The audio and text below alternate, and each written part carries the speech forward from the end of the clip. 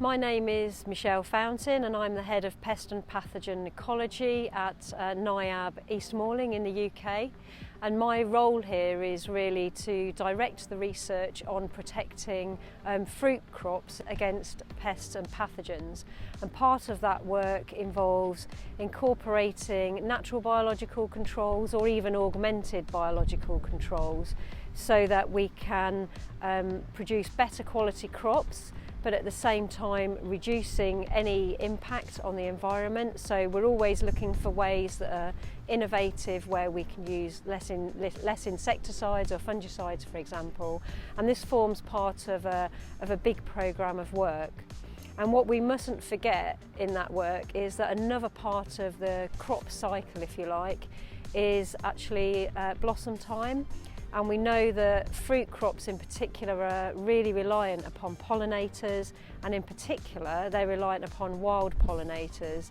So here we work a lot on apple, and we know that solitary bees, as an example, are really important and probably more key in most circumstances than managed bees like honeybees. So what we want to do as part of protecting the crops against pests and diseases is make sure that what we do doesn't have an impact on those wild pollinators or has as minimal impact as possible, so that we can ensure good quality, good yields of fruit, which will bring profit for the growers. NIAB EMR are responsible for Work Package 4, where we're working with our collaborators to produce tools for farmers and growers to use. So we're taking the information that we're gathering as part of the project, and we're able to tailor guidance notes for growers. So a couple of examples of what we've done recently. So one is how to establish wild perennial flower mixes successfully, like the one around us. Also, we've now got guides on how farmers and growers might be able to monitor the pollinators in their crops. So they're quite simple guides in terms of, you don't need to be able to identify bees to species, you just need to know what the major groups of pollinators are, and that will enable people to be able to see how they're impacting on their pollinator diversity and numbers year on year, if you do that every time the crop's in flower. And then also we produced, at the end of last year, we produced a guidance note on how to measure whether your apples and pears are properly pollinated, whether you're getting optimal pollination, and what that will enable you to do is to know whether you've got the habitat right for your pollinators for your fruit crops. Although wildflowers are a really important part of pollinators' life cycle, providing food, we need to make sure that we've got all the other parts of the landscape available. So that might include areas for nesting or areas for overwintering and sheltering.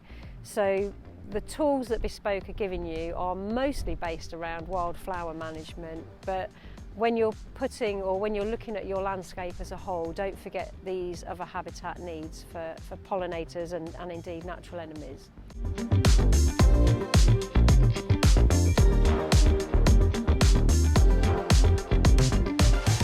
As you can see, we're now in another wildflower area. This was sown in the autumn of 2020. We tend to find that autumn is the best time to sow because you're a bit more guaranteed of some rain to get the plants germinating. Normally in the southeast of England when we sow, it's too dry and the wildflowers tend to fail. But what we've got here now is we've got bees visiting these flowers. We've been observing them this morning, and this provides not only food, but it provides shelter for insects when the weather's particularly bad. And the insects in this wildflower area will spill over into the crop, and that can be pollinators for pollinating these blackcurrants or indeed the cherries behind us when they're in flower, but also natural enemies will also be in this wildflower area, and they will come into the crop and help to control against things like aphids.